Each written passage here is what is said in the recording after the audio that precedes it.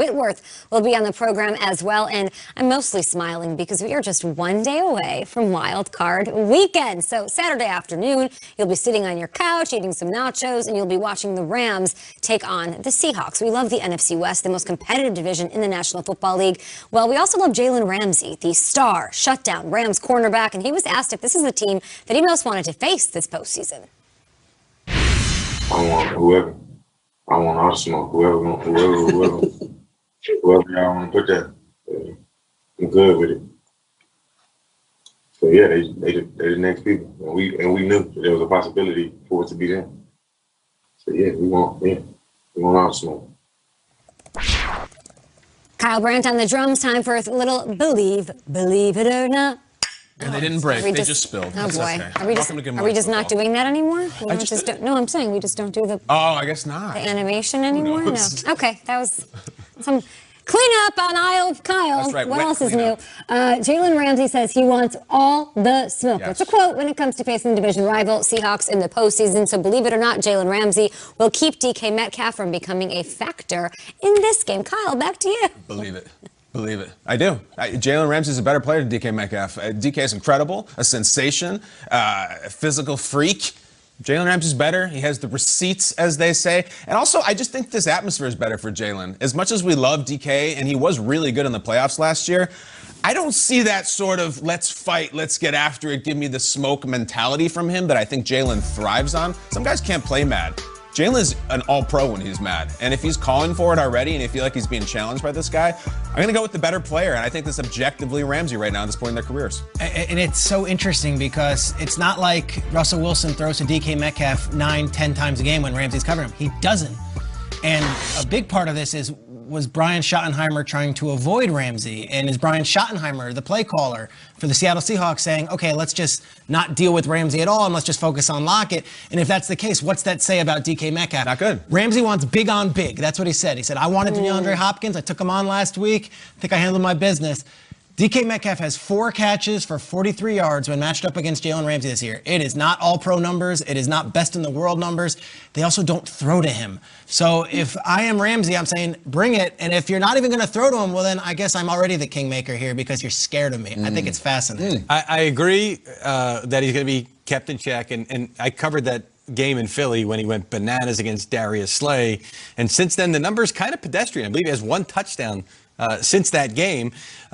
I think it's a different identity for the Seattle team. I'm going to be talking about them a little bit coming up here. But I will say this. DK Metcalf wants the other team's best cornerback. Always wants the other. He is that competitive guy. I just think it's going to be a different mentality, has been a different mentality for this Seattle team. And I think they're going to say, fine, go ahead, go cover him over there. We got other guys that can make plays, and we've got other guys that can make plays out of the backfield running the football. So I think it's going to be that kind of game for Seattle. No touchdowns the last 2 times he faced Jalen Ramsey. They don't throw to him, to Peter's point. Kyle, less than 50 yards for DK Metcalf? I know you said you'd play Chase Claypool over him in fantasy. I did? Yeah. Somebody did. Peter said that. Sorry. I would You're too. like, sure, I did. Yeah. Do you think less than 50? He'll get 50. It's 43.5 receiving yards a game against him. He'll get 50. He'll get 50? Russell Wilson, it's the playoffs. You think he gets less than 50? It's like if I'm DK Metcalf and everyone's talking about Diggs and Thomas and all these guys, like, wasn't I supposed to be the best? Like, no, enough with the strategy and game. Like, throw me the ball. I would hope more. But he did show a really good hustle on that play and run down and put a Baker. That's his most famous play on defense. Believe it or not, guys, up next, Bears upset of the Saints would be an all-time playoff shocker. Peter Schrager, be kind. Yes, no, of course it would be an all-time playoff shocker. How do you look at this Bears team right now and objectively say that they've got a fair fight on their hands? They're coming off a terrible loss to the Packers. Trubisky didn't look good, and the Saints beat them earlier this season without all their key players. It's not even like a playoff. I would almost flip this. A Saints loss to the Bears would be an all-time playoff shocker. Like, you can't lose this one, especially if this is going to be Breeze's last ride, as we're hearing, or last dance. You have to take care of business here. It should not even be close because they are that big of favorites over them. But I'm already looking past, okay, so if it doesn't happen, now that the Bears fatten up on a questionable schedule, right? And now the game that you had to win against the Packers, you thought you had to win. You didn't win, but you still backed your way in.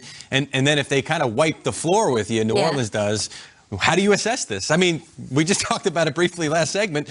You're coming off of this and you're thinking, okay, well, now we got to get a new quarterback. You made the playoffs, but you may have to get yourself a new quarterback. Get that Deshaun Photoshop. I'm almost, if they keep it competitive to me, it's a victory for Chicago. My shock here is that Peter thinks this would be an all-time shocker. I think absolutely not. I'll tell you why. First of all, 3 reasons. Case Keenum, Jared Goff, and Kirk Cousins, who all beat the Saints the last 3 years. Do you think Mitch Trubisky can't do it if those guys can? In the Superdome, no less. Yeah, with no fans. Yeah. I mean, Trubisky has no fans. Those guys had it harder than Trubisky. Trubisky could do it. And also, look, all-time playoff shocker. I'm thinking the 96 Jaguars beating the Broncos in the division. That's an all-timer. Yeah. If the Saints lose this game, of course I'll be surprised. I might even be shocked. But we're not talking about it for years and years. Remember that one year the Bears didn't? No. The Saints have earned the right to appeal, not be shocked if they lose this game. Were you shocked? Was it an all-time shocker last year when Cousins beat them? I don't think so. Maybe this Bears team isn't as good. Should be surprising. It's not even close to an all-time class. No. Were you shocked when the Vikings beat them last year? No, I wasn't. Kyle's right. I wasn't. But that Vikings team was better than this Bears team. But that Vikings team felt better coming into that playoff game. Like they were hot, they were a team, and Cousins said, "What do you?"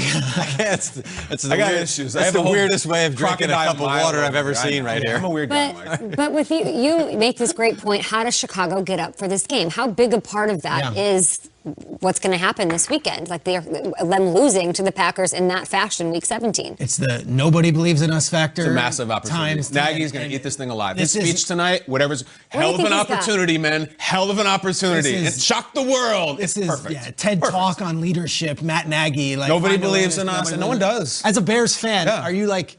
Because to Mike's point, if you lose, it's like, all right, do we reset this thing? Or and if you win, it's like, wow, we're really in with Trubisky. Like, what is the feeling from Bears fans? Complicated legacy. If Right? they lose this game, they'll finish 8-9 on this. I know. Sub 500. Terrible. And if Mitch Trubisky goes and beats Drew Brees, and he has to be your starting quarterback next year, but then it's dicey contractually, and Nagy's back, and all. Bridge changes contract. everything. It is a franchise-altering moment if they were to win it. If they lose it, it's Triggs, the way I've worked this game out is, as a native of Chicago public school system, all of that, I need to root for the team that has the best chance to take out the Packers.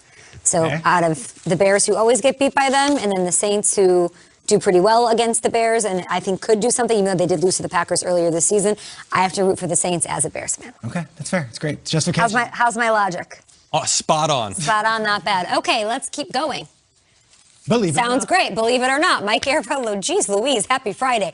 Your mustache Naturally. looked better than his high school football stats. What's going on here? I don't know. Let's take Oh, there it Aaron is. Okay. Rodgers All right.